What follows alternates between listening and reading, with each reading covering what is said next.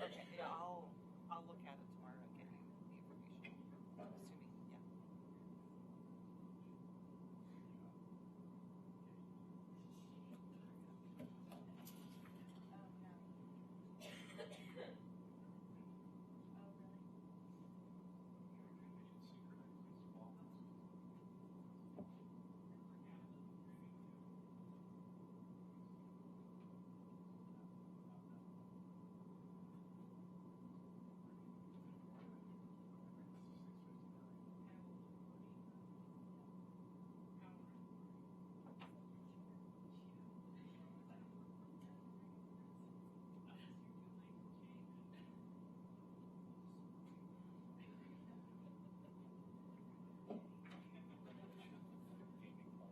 Amusement. There's a lot of that kid stuff.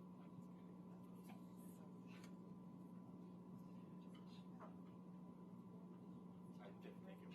But we're still.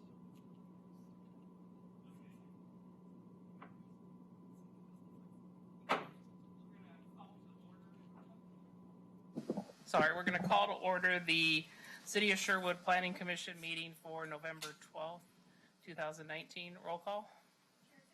Here. Here. Yep. Here. Here. Here. Here. Thank you very much. On the agenda this evening, our first item is a consent agenda for the September 24th Planning Commission meeting minutes and the November 17th work session minutes. Is there a motion to? Sure. I move we adopt the consent agenda. Second. It's been moved and seconded that we adopt the consent agenda. Is there any changes or corrections? All in favor, say aye. Aye. Opposed? Motion carries. Next is council liaison announcements. Councilor Scott? Hello. Hello. We've done this in a while. So we had a city council meeting last week, a week ago tonight on the 5th. We had a work session before the meeting where we talked about, we got an update from the Washington County Library Chair about the kind of how the library funding mechanism in Washington County works. And they're kind of a little bit of an overview of their upcoming bond, which will be on the, it might be this fall. I think it's this fall. And it's just a replacement bond, so they're not proposing any increase, just to basically keep the status quo on the funding levels for that bond. We also had a work session around some business license regulation. So doing some code cleanup there. Our business license regulation was actually quite entertaining. There's it's quite a number of very old, I think some of the code dated from the 30s, the 40s. Yeah, so there's quite old code in there. So I think we're just trying to go around and do some cleanup. And I don't think there was any major changes being proposed, just trying to clean up some of the waste and get that out of the way. We also had 2 public hearings in our public meeting. The first was the first hearing of the Murdoch Road PUD, which obviously was referred to council from this commission. There was a request for a brief continuance by the applicant to address some late-breaking concerns or requests by a neighbor. To want to make sure they have a right-of-way through onto Ironwood. So that they're working that out, and I think it'll come up in our next hearing at our next meeting. And then we also had a first reading of some proposed cleanup language to animal regulations. Again, kind of minor cleanup. I think the regulations now are very specific to dogs. So a lot of it is just about making it more generalized to animals in general. And I think there's a couple other bees was another thing we're addressing. There's no code language currently for beekeeping. So that's being added. So riveting. Second hearing of both of those should be next week at our next meeting. So speaking of that, our meeting is next week. The agenda should come out tomorrow. I don't think I have it yet. So both of those things will be on it. In addition, check the website and all the public places where we post the agenda for that once it comes out. Thanks. Thank you very much. We have staff announcements. Erica? Yes. So tomorrow, our community advisory committee for our comprehensive plan update meets from 6:30 to 8. Also, our technical advisory committee meets earlier in the day from 3 to 4:30. Both of those meetings are open to the public if people want to show up. We are having a work session with the draft goals and policies on the second theme of the comp plan, which is strong community culture and heritage, with the City Council on December 3rd. Our next Planning Commission meeting will be a work session, and that is scheduled for December 10th. It's going to be in regards to updates to our sign code, just some clarifying amendments to the sign code. Some work was done in 2017 prior to me being on board with the city, and so we're taking this work, we're picking it back up where it kind of left off to finish it. The annual boards and commissions dinner is Thursday, December 12th, and later on in the agenda, we're going to be talking about your upcoming work plan for the year. And that concludes all my updates. Is the survey still open for the? Oh, the survey closed last Friday, and so tomorrow, the CAC and the TAC will be receiving a one-page summary report. We did receive over 100 respondents to the survey. That's great. Thank you very much. All right, community comments. Community comments are limited to those items that are not on the agenda. And before I go any further, if anybody wishes to testify tonight, we ask you that you fill out one of the blue cards and turn it into the staff so we can address you. I have one comment card for public comment. Robert Kloss.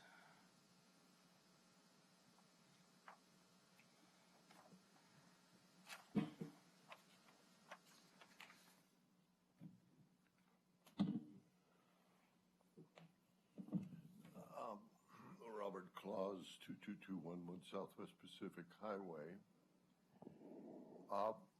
It looks like we're headed for litigation with you. We're lucky they finally got rid of the case, Williamson Regional Planning, that let Oregon play its games. Kind of over with now. The Supreme Court's had enough of it. Took them 30 years to see they were civil rights violations. Now, in our most recent hearing, there was ex parte contact, making a request to you, Ms. Lafayette Simpson, that you keep a careful record of your telephone calls. Well known who appointed you, it's well known who you work for. And I'm certainly going to have your deposition taken. Mr. K, too. I don't like the way we were treated. Now, let me tell you why. That road, Cedar Brook Way, is a lie. She didn't lie.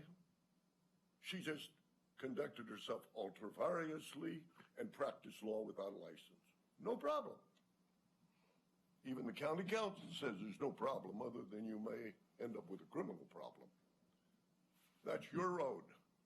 ODOT doesn't want it. The Justice Department has told you they don't want it. You touch our easements and you're going to pay for them. So you sat here and made a decision on an application that was the wrong application because it wasn't even the one present. Well, that's pretty good indication that you decided to turn us down before we ever got here. And aside from the fact that we're the largest owners in the history of this town, we started the Tualatin National Wildlife Refuge. You wouldn't have the Tonkin Flats. I can go on, including the Stellosa Trail. The way we were treated was outrageous and rude. I've never been treated like that in a public meeting. I wrote the Supreme Court sign code that changed in this country, and if I commented in a meeting here, Erica Palmer knows more than I do. She just doesn't have the credentials. Now, the reason I'm telling you this is because I'm really getting tired of what's going on here. You put any illegal road on our property, you're not smart enough to know it, she doesn't know it, but she practices law. She then says, I didn't lie, I just said the wrong thing. And we can't develop for 15 years. Mr. Carter will tell you the Supreme Court and the bar said when you have an elderly citizen that has bad health, you find the least stressful way to do it. The way you've done it with us is screw with us for 15 years. Come after my wife the day before a double mastectomy and try to put her in jail. What a great town. You really treat your citizens well. And then you have somebody pop off who's just come into this town and has little more to offer than a pop off. How long do you think it's going to be before you start a fight with people? You don't think I can litigate? Try that to a certain bank. They thought they were going to walk over us. Guess what? We're going to go to trial. And they're half as smart as they thought they were, including the $1 million loan they made so the police wouldn't investigate deceitful mortgage behavior. Didn't buy them a thing. And I'm telling you, the way this planning commission treated us was beyond words. You violated the Tucker Act, Title 42 U.S.C. 1983 and 88. You violated the 14th Amendment. We no more got a fair hearing than Donald Duck and Mickey Mouse. And then you had ex parte contact we're going to find out about.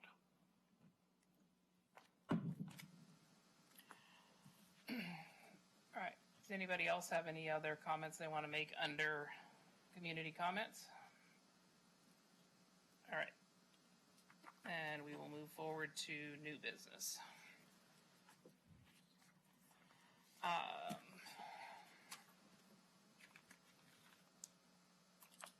I have a script to read.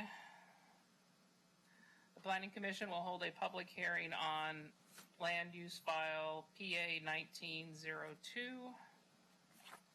which doesn't have a title on it, fence amendments. The purpose of this hearing is to provide the public with an opportunity to testify and provide information to the Planning Commission concerning PA 1902 fence amendments. The Commission will conduct tonight's hearing in the following order.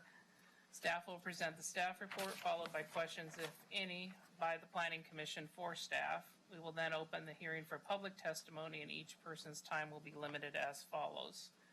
Applicant will have 30 minutes split between presentation and rebuttal, which is staff, so save your time. Persons in favor of the application will have 4 minutes each. Persons opposed to the application will have 4 minutes each, and then rebuttal from the applicant, which is the remainder of the 30 minutes. We will then close the public hearing. There'll be final comments by staff, questions of staff, if any, by the commission, then discussion and deliberation by the commission. If there is a continuance, a recommendation to the City Council may be made at the close of this hearing, or the matter may be continued to a time and date certain. If the matter is continued to a date certain, this will be the only notice of that date you receive. If you wish to speak, please fill out one of the blue testimony forms and submit it to the recording secretary.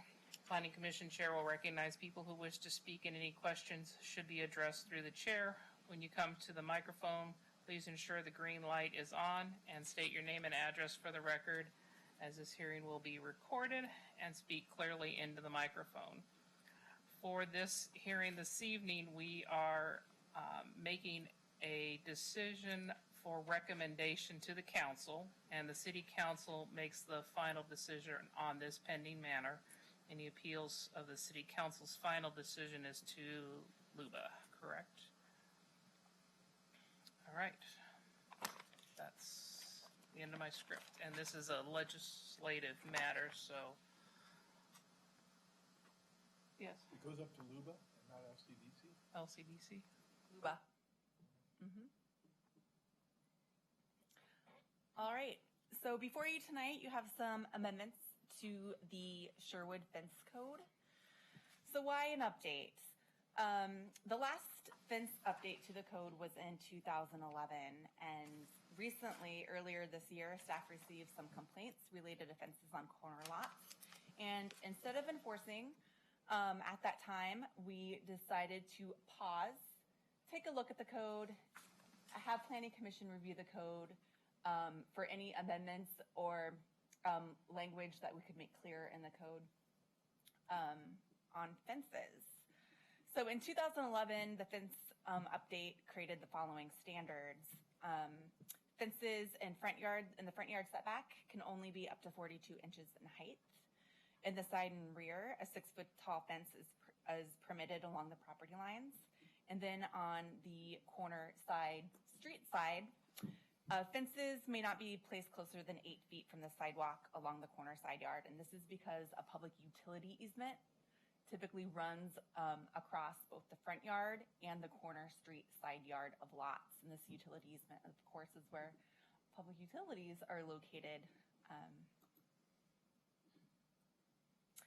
So in this update, we've just modified a couple of things, which I've listed here.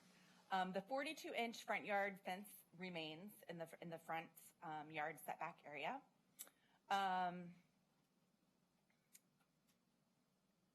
So we've added a general condition about receiving approval from the city engineer of constructing a retaining wall within the public utility easement. We have also... It's prohibited right now. You can't. Correct. It is prohibited So right now. this is making it more lenient, but A 42-inch corner on corner street side yards, you can either have a 42-inch fence, which is a short fence up to the property line, or you can have a 6-foot tall fence, and it could be placed 5 feet back from the property line. So once again, this makes it a little bit more lenient, where our current code says 8 feet back from the back of sidewalk. And we also created a matrix that's pretty easy for people to read. I know we got caught up on some words, and so we reformatted the code for readability. So I just wanted to touch a little bit about enforcement and how fences are enforced. So, and this was on our FAQ sheet that we made for the city's website. So this has been online for the past couple of months.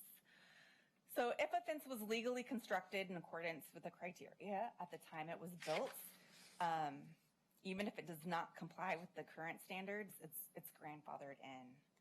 So if a fence did not meet the code at the time it was constructed, but code changes changed to make the fence in compliance with the code, the fence can stay. It's in compliance with the code. If the fence was constructed and did not meet the code at the time it was constructed and continues to not meet the code after these adopted changes or proposed amendments, it is not grandfathered in because it is still illegal and non-conforming. Does that make sense? Okay. So when complaints are received from the city determines if a fence is illegal or non-conforming and then requires that fence to come into compliance. So fence code update, the criteria. And in your staff report, all the proposed amendments do meet all of the applicable goals for the text amendment. Some of the public outreach that we've done, we've created a city's website. We have an FAQ sheet on that website regarding fences. We have posted information on the city's social media accounts. And then the notice of the public hearing was posted in town and also in the Times. Some educational outreach efforts that we will be doing after adoption. We have a fence handout with diagrams and summary of the fence code. And we'll also be providing a letter to local fence companies notifying them of the code change. Just some additional outreach that we'll be doing after or if these changes are adopted. So the staff recommendation for tonight is to forward a recommendation of approval of the proposed case file PA 1902 fence code amendments to City Council. And with that, I can take any questions that you might have. Anybody have any questions? I do. Can we go back to the first slide? I thought we had put on the enforcement side of that, the next slide, I thought we had put the enforcement that if the fence was constructed in accordance with the criteria, even though it did not comply with the current standards, it's grandfathered in. However, if it needed to be rebuilt or if it blown down, it needs to be built back to current standards. We could potentially clarify that. This is just more for informational purposes. Okay. Essentially, what Erica was talking about is the legal non-conforming standards, which essentially say that you can keep something was legally constructed. So the non-conforming standards already speak to that it's in our code. Yeah. So maybe in our educational outreach materials, we can add that clarification that you're allowed to have something that is non-conforming if it was legal. So Everything that was legal back then is legal now in the new code. Yeah, right, because the new code is, So it was legal then, it's gotta be legal now, unless it's a brick or yeah, it's Retaining wall. possible that we Retaining wall. have things that are Yep. so, I mean, Okay. I can't imagine. retaining wall. And I guess that's the thing too, is the standards that Erica's referencing were from 2011, and we did have fence standards before 2011, so it's possible that a fence that was constructed prior to 2011 might have met the standards at that time. That's, I don't know how long fences stay up. but- There's definitely fences older than 2011. Yeah. Yeah. That should be. I think the comment, though, is what happens if it is in disrepair, and it's a non-conforming fence with the new code? Are they required to rebuild it in And rebuild it in conformance with the current code standards. If it's required to be rebuilt, if it's like a minor change, like I don't know. The non-conforming standards of the code already speak to that. I think there's a certain percentage even, yeah. Okay, So there's a whole So section in the replacing a code. board wouldn't do it, but replacing a whole section Section. of fencing. would do it. Okay, I just want to make sure there's clear. There's you a know. section in the code that covers it. Okay, I did not have my code book all week, so. Yes, Commissioner Guy. Erica, could you go 2 slides back? Or actually, beginning? No, sorry, one. So this one. The third point, general condition about receiving approval from city engineer of constructing retaining wall within PUD. So would that be an example of say if there's no public utility in that section, then you may get approval from the city engineer? So that is something that the city engineer will review. So, but this is, because my understanding prior to this was that there would be potentially no allowance, but now just depending upon city engineer discretion, it's, Well, and how big the retaining wall? I Yeah. mean, there could be utilities, but it's only 2 stones high, not a big deal. 8 stones high and 50 feet long, that may be a little bit bigger of a Yeah. problem. And I don't think the intent is that it be at the engineer's discretion. I think the intent is that the engineer can look at what's being proposed and the utilities that are within the easement and the location and determine whether or not it's safe to construct it or not. and in either case, this is again being less restrictive than what has been in place. So, That is correct. okay. So I have 2 comments, and I think, and we're probably not going to have the answer tonight, but I would like to make sure before it goes to council on the code, the 2 references to call 811 before you dig.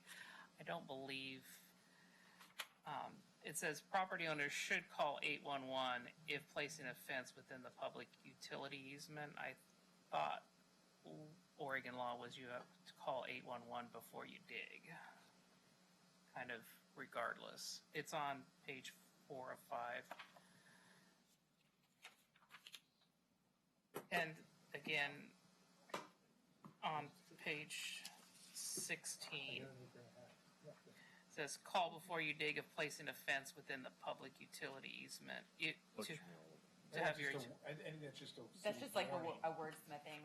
yeah, I just want to make sure it's, I think you have to call before you dig.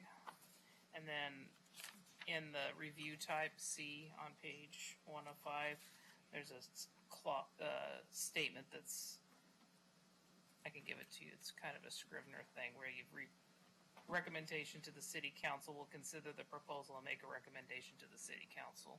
Yep.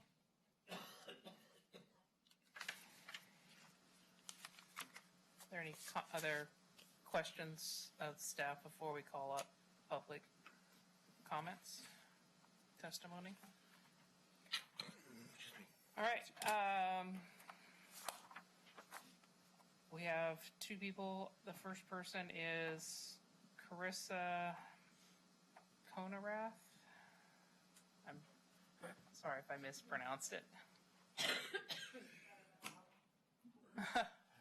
You can just say your name and address for the record. That'll. Right. So name's Carissa Condrath, 20333 Southwest Lavender Place. Sorry, I didn't know we only got 4 minutes for this. I thought we got more time than we've gotten in the past. So I do have a lot, so I'll try and go pretty quick. So just stop me if we need to. First off, there's a lot of, I've talked about contradictions before, and I wish I had more time because I've set out all the contradictions between the website, the code, and everything else that I've referenced the many times I've talked about it. So I do have all that. I don't know if I can give it to somebody at some point. If okay, I'll make sure and give it to you guys so you guys can see it. And we'll add you a few extra seconds of talk since I'm taking a little bit of your time. Couple things. One is that we'll be making a recommendation to City Council, and so they'll have another hearing, so you'll have an opportunity to testify before them, and you can provide written testimony without limit to them prior to the hearing, and they'll have it in their packet, and they'll have an opportunity to read it prior to the hearing. So if you want to either submit your written testimony to Erica this evening, she'll make sure it gets in the packet, and then you can repeat your testimony to the City Council so they can hear the same thing you're saying tonight. Sure. So Okay, I took some of your time, but I also wanted to reduce your stress level because we'll want to hear what you have to say. I would have written it tonight. The big thing is, I know when you guys are referencing side corner lots, the big thing is on the website and the code and what I got from the city don't match. When I looked at it on the website, I went through the whole thing. I started, it needed to be repaired because we had some broken posts that needed to be repaired. I talked to our previous HOA guy who was a friend. He's like, you couldn't do it before, but they changed the code a couple years ago, which I'm assuming he was referring to 2011. So he goes, yeah, you can do it now because they changed it because you're not in a corner. I'm like, oh, well, that makes sense, but I'm still going to go look, right, because it's expensive. So I go look, and I read what I felt like we qualified for. It said specifically we did not need a permit to do a fence. So side rear yard fence, and it quotes, allowed up to 6 feet except fences that are adjacent to public pedestrian access ways, alleys cannot exceed 42 inches. Didn't know what a pedestrian access way alley was, so as I kept reading, I saw something that referred to a sidewalk. So I said, okay, that can't be a sidewalk. So I'm good, because we're along a sidewalk, we're not along whatever that is. So I followed the side rear yard, which is why we put our 6-foot fence up. And then we got a complaint from a neighbor, and when that complaint came through, that's neither here nor there. But we installed it July 4th, 2008, or July 4th that weekend, 2018. We got a letter from the city, October 3rd, saying what we violated, but it doesn't match what the website said. I went into the code, tried to read the code. It's sideways, left, upright. It's German. I don't know how to read it. So my biggest thing is you guys got to require a permit. I didn't see anywhere that you require a permit in here. I know it's a $25, $30 fee, whatever. We spent $3,500 on our fence. I would have gladly spent another $25 for a permit for you to say you can't do this, and then we would have done something different. There was no malintent.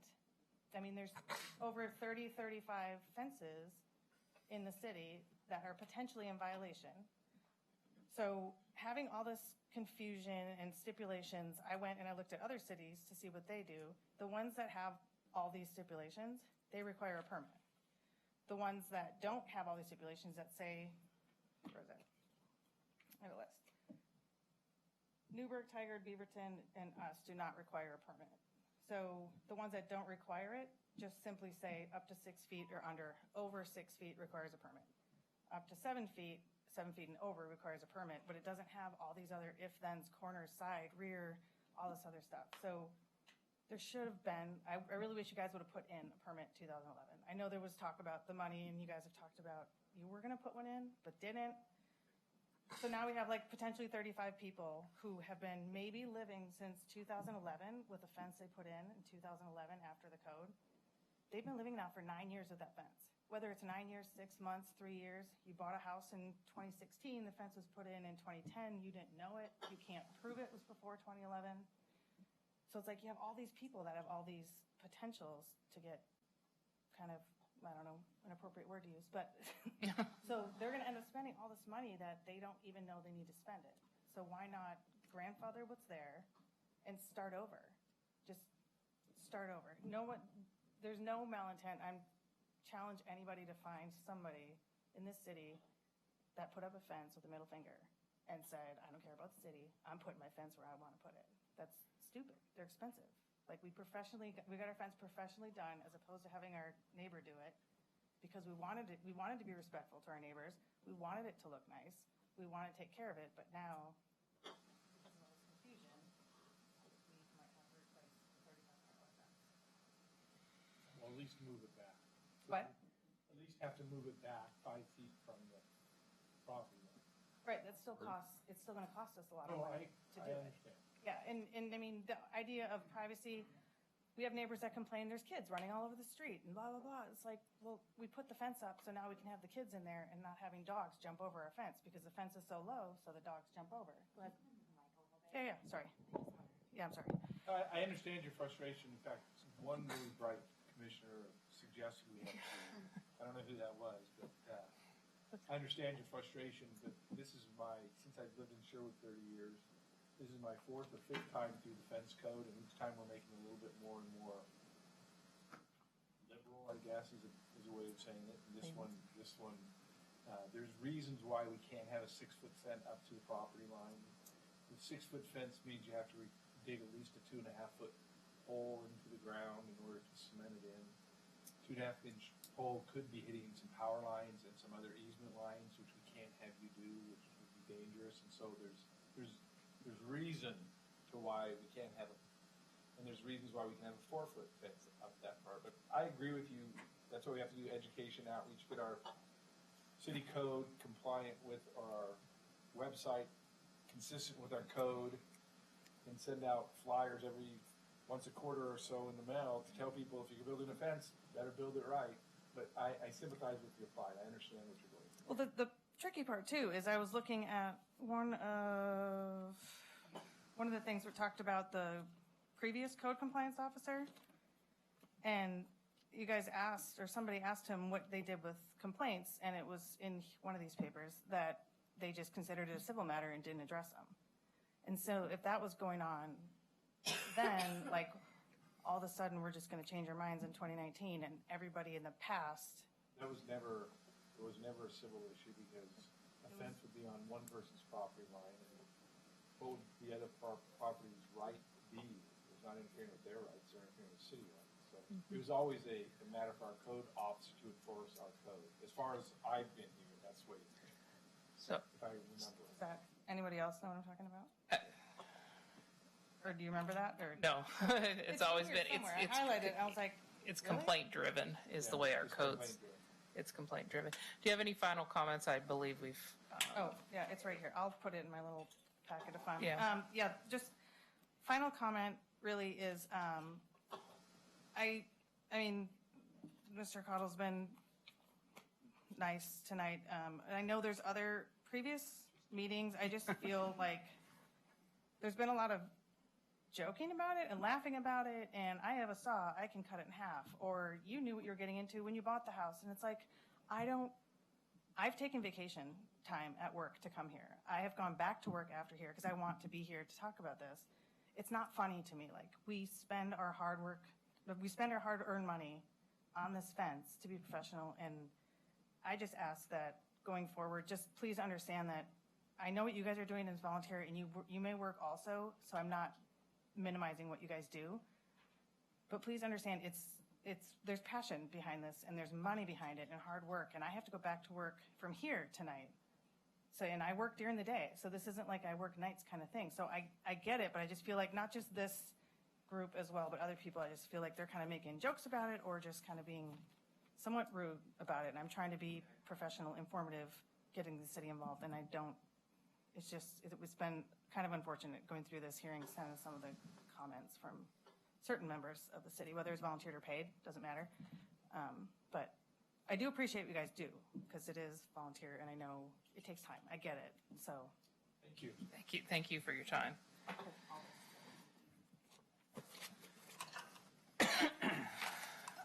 We have one more comment which is Robert Kloss.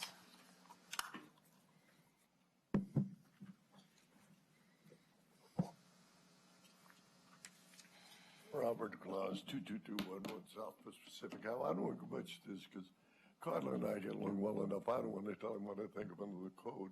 But I'm struck by my senior year when I ran the foreign student affiliation pre-orientation program for Senator Kennedy, and he repeated a remark you made in the Berlin speech. Ask not what your country can do for you, but what you can do for your country. You people understand this is a police power? Do you understand you're taking a normal activity and you are making it a criminal activity? Let me tell you how funny it is. Shannon's doing all kinds of illegal things.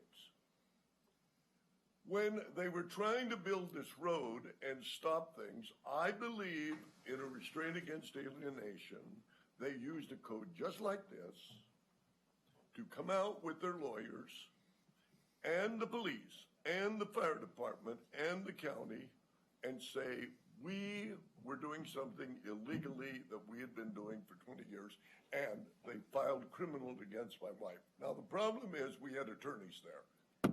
Chris Clean turned around and ran, just like the rabbit he is. Sometimes some of you want to take the time to read Babcock's zoning game, the NIMBY and so on. It's an old book, but boy, does it fit this town. Every time you turn around, you're proposing another police power, another way to harass your fellow citizens so that the mayor can sell zoning, build what he wants to build, change profiles, and come back here and tell you everything is okay. That's not what police powers are for. After Williamson Regional Planning versus Hamilton National Bank, they started letting cities do that. Mark knows that. And finally, Nix versus Pennsylvania, they saw this was simply a way to harass people out of their property. Now, it was good public purpose because the staff was stealing it for wages and pay. They were stealing it for this. They were making money. And after all, you only made money because you were in this town under their blessing. Even Ed Sullivan couldn't swallow that. What are you doing another ordinance? If it's trespass, come on, Mark. Johnson versus Texas. If it's trespass, take it down for trespass. If it's on city property, why do you have to invoke and turn the person into a criminal? You wouldn't like being turned into a criminal. You're too good a lawyer. And you're too smart, and you don't treat people that way. You know that. That's why you should be mayor, but that's another point. Stop and think about what in hell you're doing. Read Arnold Toynbee. This is the perfect taxonomy for totalitarianism. And this town is the case of it. You promote and you promote until you have the Peters Principle. Your people are beyond their competency. Then they start acting ultra-various. That means for you that speak Latin fluently, I'm sure, beyond the scope of their authority. And then they come back and they go after the citizens they don't like. Now, for a long time, even ODOT thought, and the Justice Department thought, oh, it's the loudmouths that say, you gave away zoning on Home Depot to Langer et al., and I don't like that. I like people who obey the law. I'm raised on a Crow reservation. I know how people can say, I need that land more than the Crows do. When are you people going to wake up? If you don't like something and somebody's trespassing, stop it. Why give this joke, Gall, a chance to turn him into a criminal? The last time they were out there, 3 of the 4 agencies, get this, would not walk around the property. They said, we will not participate in harassing your wife with breast cancer. Well, Scott McKay did, of course. He knows where he gets his paycheck. When are you going to start acting like you're a citizen in this town and you haven't contributed, frankly, a hell of a lot? There's a lot of us are. We've contributed so many more thousands and thousands of dollars than anybody sitting up there. It's pathetic. Would I do it over again? When I look at you, no.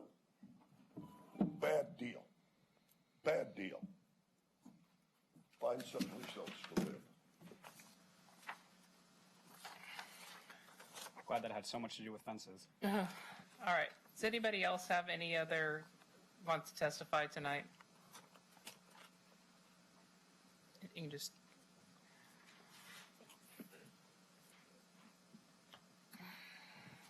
Good evening, Commissioners. Scott Eddington, 23911 Southwest Aspen Lakes Drive here in Sherwood. I marked opponent. I'm not opposed to revising the fence code. I think it's a good idea, but I agree with some of the similar sentiments that were shared previously. I think it has been convoluted. In the neighborhood I live in, it was 2004 is when it was built. Almost all of the fences there are still the existing fences. So there are a lot of fences that are pre-2011. So I'd be curious to see, what is the fence code? What was the fence code when my home was built in 2004? It's still the existing fence. So am I in compliance? Am I not in compliance? Because I've had the same questions when I see the grandfathering. It made no sense to me that how can it be more lenient? But we're saying if you were in compliance now, it just didn't make sense. But so I don't know what the code was in 2004. But I agree. I think if it was just simply grandfathered, I agree. I don't think anyone built a fence, and I've driven lots of streets. I've walked lots of streets. I've been through lots of the neighborhoods in the 14 years that I've lived here and 15 years that I've lived here. And I don't think there are any fences built with malicious intent. And maybe there would be someone that I don't like the way that fence is built, but it would make things so much easier for all of the residents, all the citizens of Sherwood, if we just said, look, new fence code effective January 1, 2020. What you got is okay, but if you're going to build something new, these are the rules, these are the requirements. I think you'd get a way better positive response from the citizenry if that was the case. I think it would be a lot cleaner, a lot easier for code to be enforced and to be managed. So I just think all these FAQs and terminology and this and that and this, I think it's very challenging. So just wanted to go on the record and say those 2 cents. Thank you very much. All right. Does anybody else wish to testify this evening?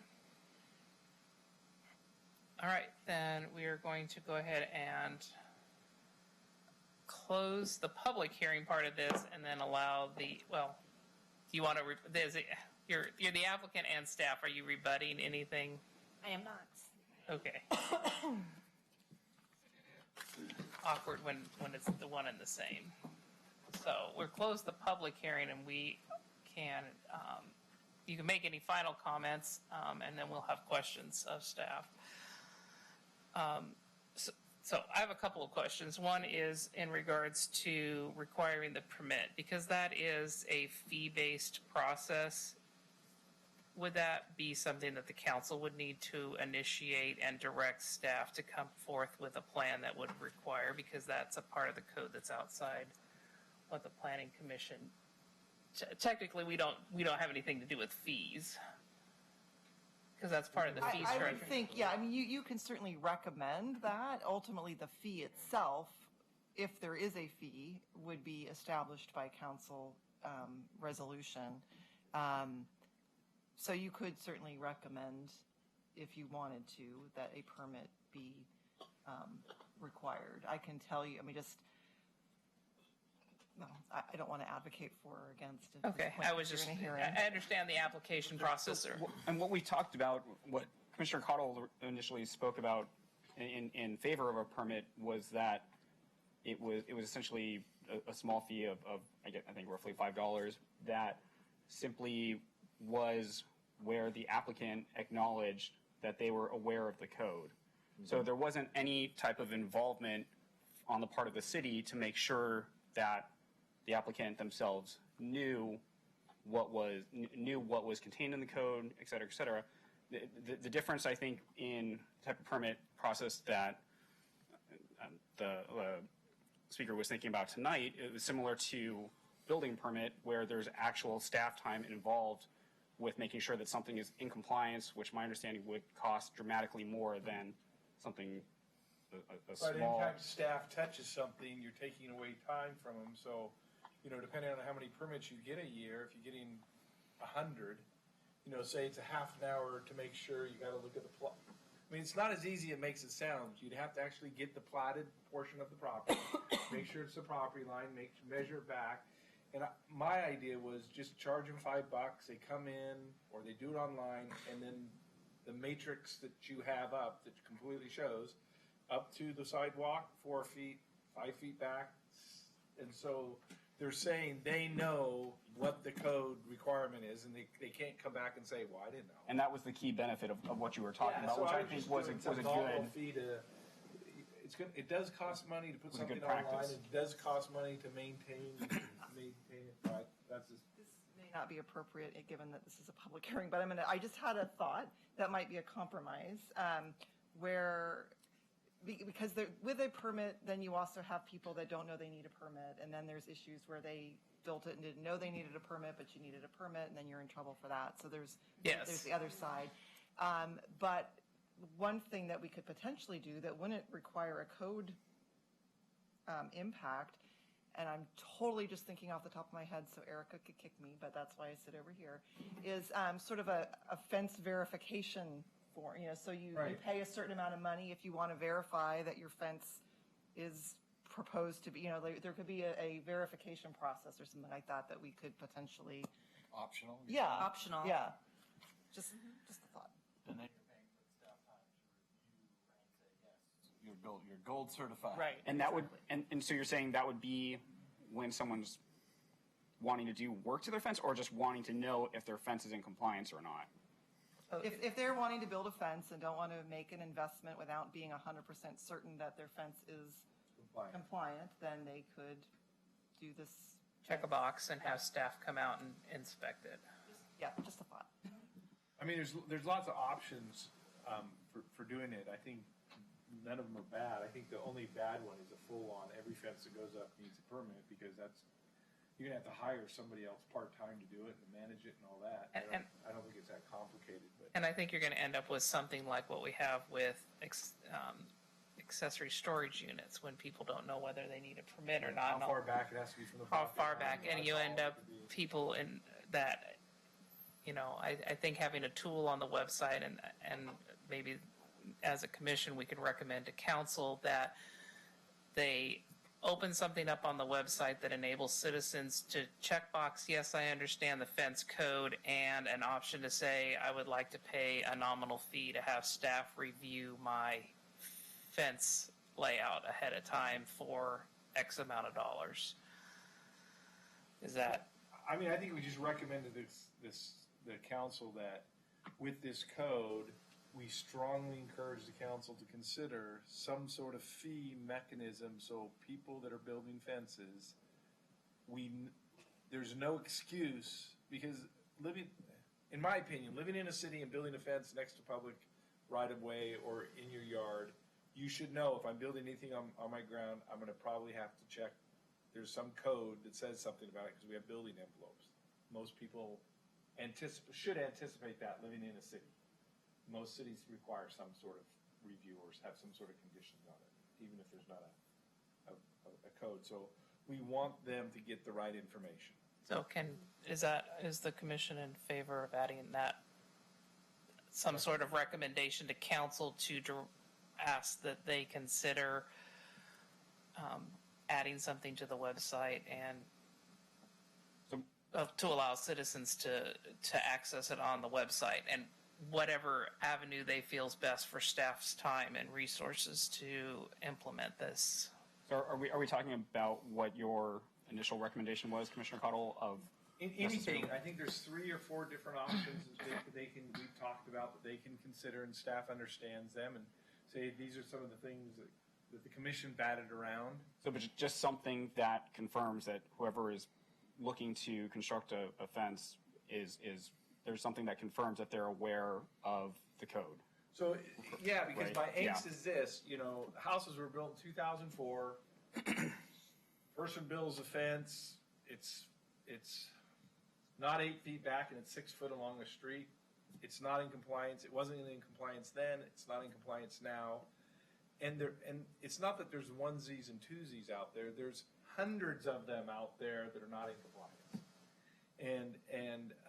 And there's no way for the staff just to say, I think it'd be very difficult to say, okay, we're just going to grandfather those all in, because then who's going to take an inventory of which fences are and which fences aren't? And so we've had a code in this community since about 98 on fences, or somewhere in there, if I remember right.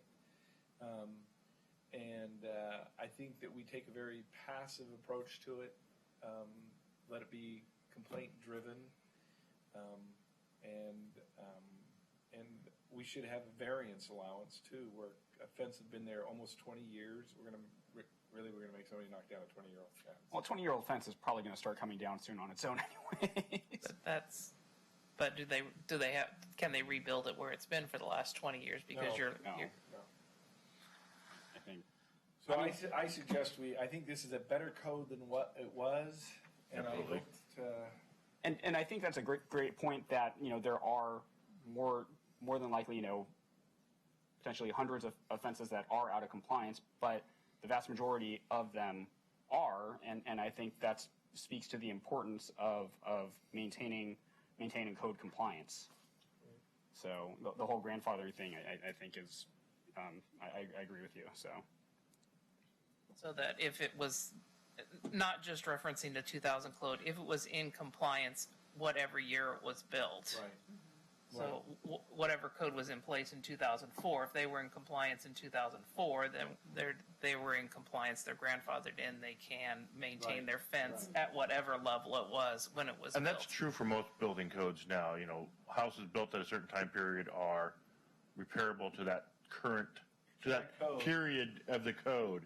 Anything new is updated to what has to be today. Until you remodel to a particular percentage, and then they make you bring the whole thing.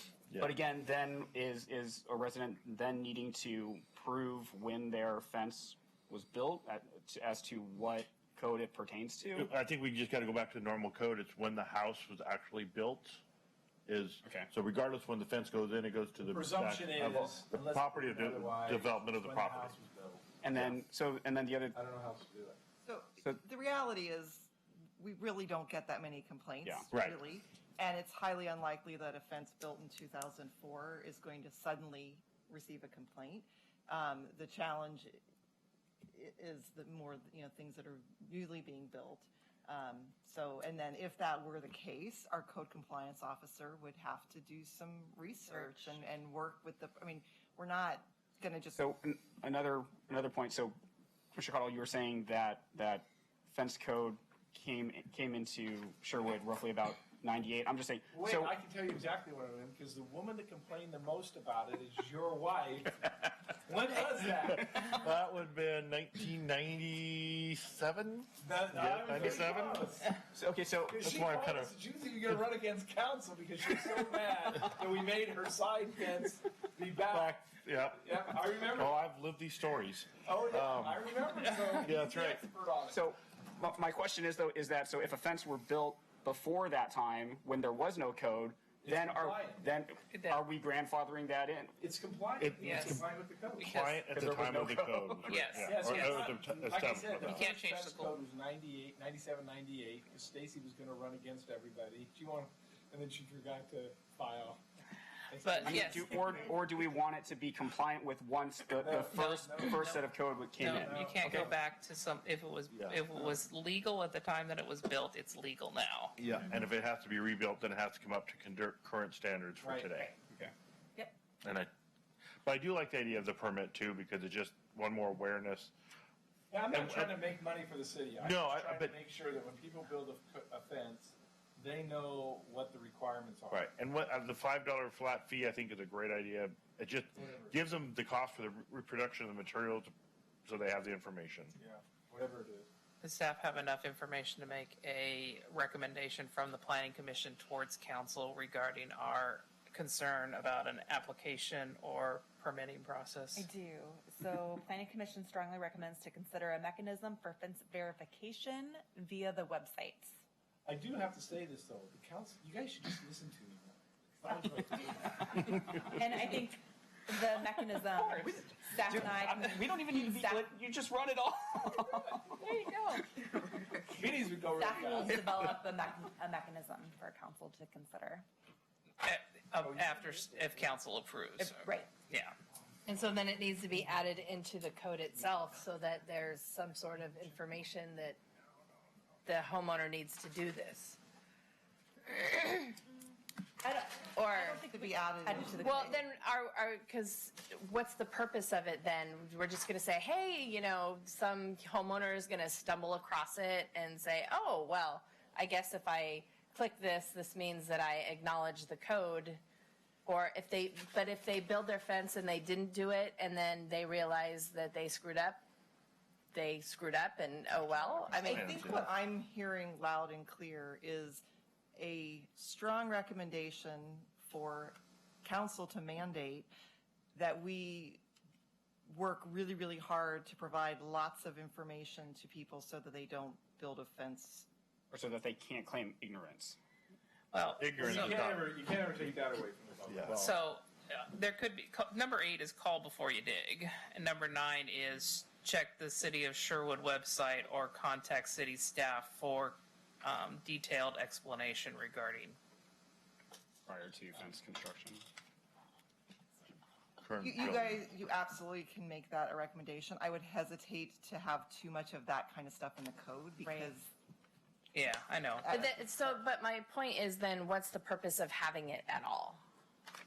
If someone's reading the code, they're reading the code. They're not Well, searching They're the not website. searching the website, yeah. So, I mean, the whole how, presumption with the code is that the city's only obligated to create a code and make it available to the public. It's the public's obligation to make sure they're compliant. Just like I just can't go around and make an ADU in my house without going to the code and seeing what I can and can't do. There's requirements. And I can't feign, well, I didn't know, and expect the city just to pass on it. And what we're saying that is the same is true with a fence. Especially a fence, it's against our public right-of-way, and you're trying to build it in our right-of-way. but again, what's the purpose of having this thing on our website where people can go and pay $5 and check a box and it says, I read the code? I mean, how do they know to go there to do that? Well, when they call the city and say, I'm going to build a fence, they can say, go to this website, and it tells you everything you need to know. So are you advocating for something to be added to the code or something to be added? I'm just advocating that if we're going to recommend something like this to council, that we put in place something where there's a way to communicate it to the citizens so that they know, I mean, what's the point of doing it if it's just going to sit there and be totally unused? Council's perfect. They know everything about how to Okay. communicate with citizens. So, And so, I mean, They can I'm all figure that for out. it if it serves a purpose and it has. So we have tons of code. And I think the mechanism for communicating code to the public is varied. And that's the staff's job, right? They have Right. all kinds of different ways to communicate things out to the public on all kinds of codes, right? And none of those codes direct staff on how they're going to do it, right? That's part of the application of the code and the way the staff works, right? So I think we're getting a little in the weeds when we're trying to dictate how we're going to communicate the code.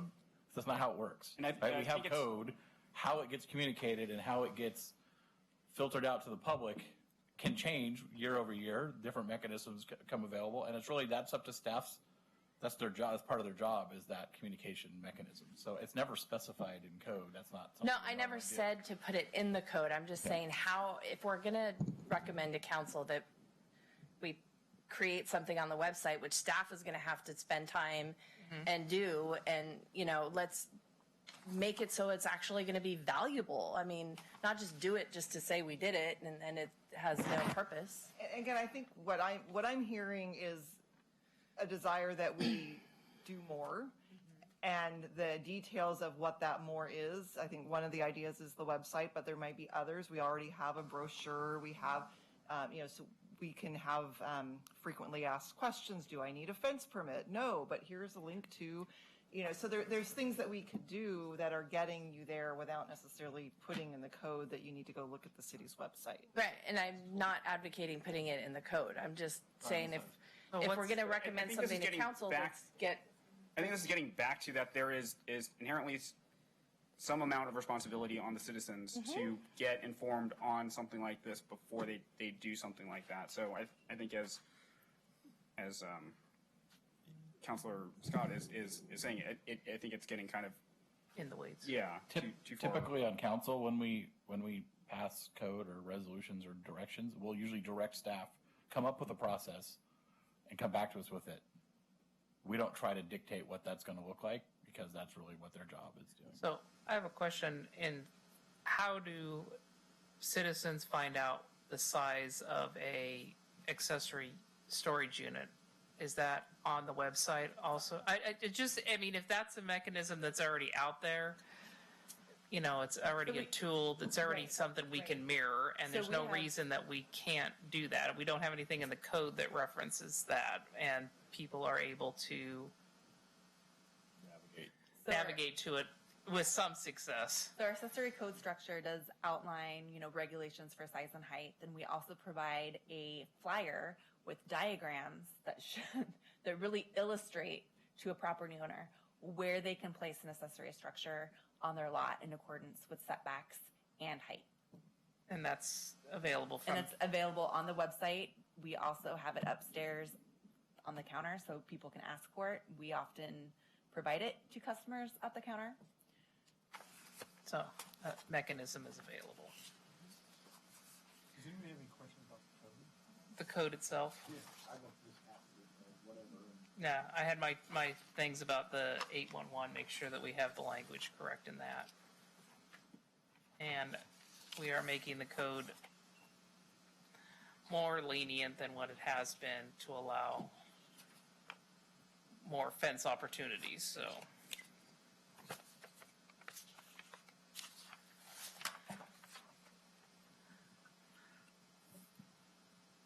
And thank you for making the matrix. That actually makes it, simplifies it for sure. I like tables and figures. It's easier than words, for sure. Can I ask staff on the hedge height? Did we get down to where the maximum height was 8 feet? I thought we were at a higher threshold at previous points. For hedges. Actually, Washington County and I believe is 7 feet or higher. For hedges? Like it can't be higher than 7 feet?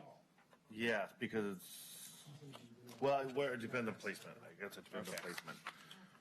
I just wanted to ask about because when I So in residential areas, we have 8 feet, and then in the commercial areas, it's higher, 12 feet. Okay, so but for residential, it's always been 8 feet, so that's where this standard. Okay. And the 8 feet was existing in our code. Okay. Yeah, according to the chart, the only thing we're changing is we're moving the corner lot street side to 5 feet from the property line rather than 8 feet, correct? Correct. All right, any other questions of staff? I think you're up. Anything else? And then are we changing the language in the code regarding 811 to require them to call? I think it's before state law. they dig? I just asked staff to confirm because I think it's required by state law to call before you dig. It's not a should, it's you must. Right, so in the code language itself, it says call before you dig. Within the staff report, there's a should. And so I'll fix that Scrivener's error in the staff report to they should call. They shall. Is there where would someone find out about the code that was in place in 98 through 2011? I'll dig that out. Because I think put your phone number. the people that testified tonight that has the 2004, there was a lot of houses built in. Between that time. I believe that in the FAQ that we prepared, we had, Yeah, you had a bunch of old I codes. think that we had some of that old code information, but we can make that available too. I'm just curious. So, does anyone know the code from the original code to what was implemented in 2011? Did it basically just get less restrictive from in that I way? think more Similar- defined. If I remember, our first code was mainly setback. It was 6 or 8 feet for 6-foot fences, and or otherwise, corner lots that could only be 4 foot at the corner because of vision. We had the vision setback, and I think those are really the only 2 issues that we addressed way back then. Okay. Those are the issues that his wife got rather upset with me. And I know before 2011, it was very, to me, as when I came here, it was very confusing because it depended on how, on a corner lot, it was really the corner lots, depended on how the houses on those corner lots were oriented. If they were back to back, then you could go back 20 feet from the front of the house, and then you could go over 4 feet and then be 6 foot high. If you were side to back, then you could be back half the distance of the house. Right. And so it was very, I think that what we have now is definitely more clear, and what we're proposing to go to is even more clear than what was in place prior. So for people that had a fence built in 2004, we would have to really look at, frankly, the old code in their house and see whether or not that, and the Corner lots. yeah. How far it was set back from the corner lot. Right. There's a whole visual corridor thing that we got, but we got into the weeds on that. It came out. Okay. So unless there's anything further from the commission, I'd like to make a motion. Okay. I move the Sherwood Planning Commission forward a recommendation of approval to the City Council for fence amendments, project PA 1902, based on the applicant testimony, public testimony received, and the analysis, findings, and conditions in the staff report. Second.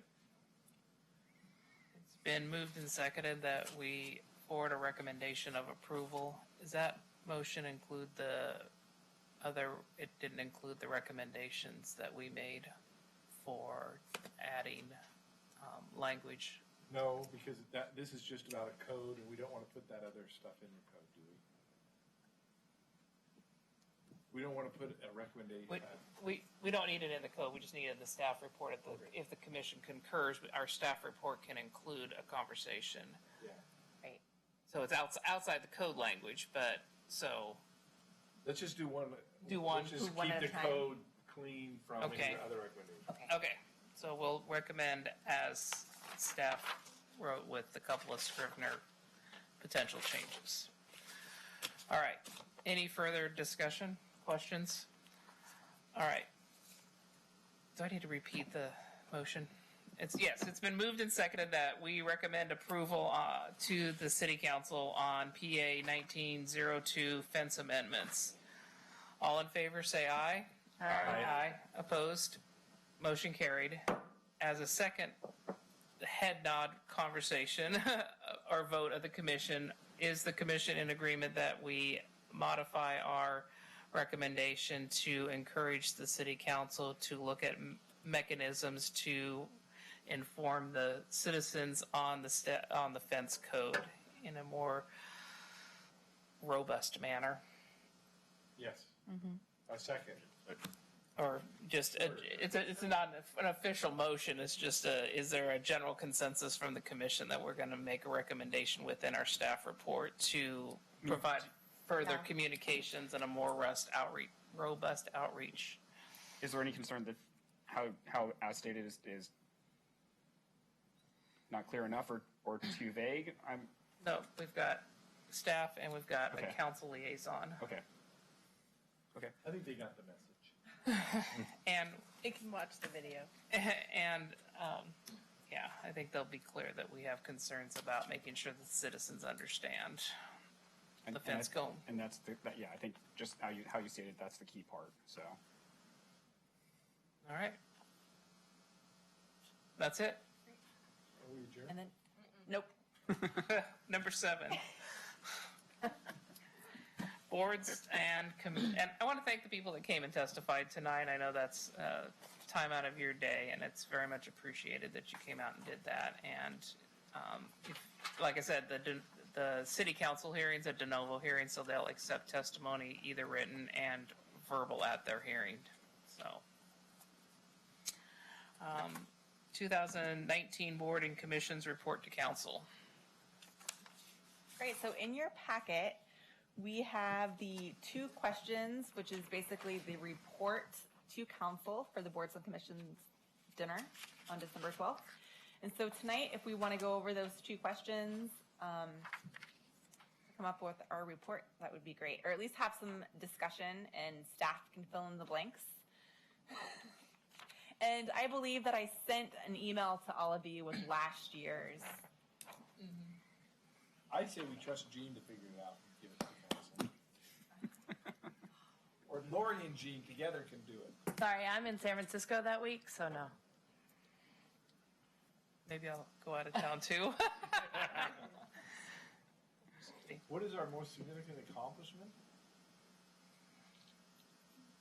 Forwarding fence amendments didn't onto hurt city anybody. council. I think we vetted out housing need analysis and economic Right. and economic opportunities analysis as part of our comprehensive plan project. And then our major goal for the upcoming year is to continue diligent efforts on the comprehensive plan updates with the. I told you she would do it. There you go. And then we've, I think the other, fill it in where you need is ongoing education for the commission, both as a need and a want. And we did do some visits to Eugene, I believe. A couple of people went down there, so. What? I don't know. I still think the fence code is probably one of the major ones. Well, we have a full commission, which is a good thing. We have a Yeah, full, that's true. That's great. Everybody's coming up to speed. and we have a lot of strengths that come to this commission with a lot of different experiences and knowledge.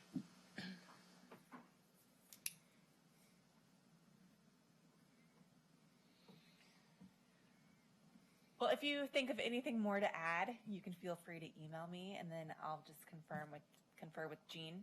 And I think we have our report to council. All right. That's it? That is it. Any other planning commissioner announcements? All right. I think I deserve a reward for being involved in Four fence codes. I think your reward will be that when we redo it again in 5 to 7 Yeah, I years, won't that be we here. will come to you first and take your straight recommendation. I will not be involved. And it's difficult because you can't. Well, you know, Yeah. Considering it's taking you her this many times to get it situation's right. a great example of the problem we have. Yes. You know, people spend money on fences that quite frankly, the builders that take money from people should know our code and should know to go to the city to look at the code. And it's, you know, it's not as good. All right. If there's no further official business, we can adjourn. All right. Commissioner Scott is leaving. We will follow him out the door.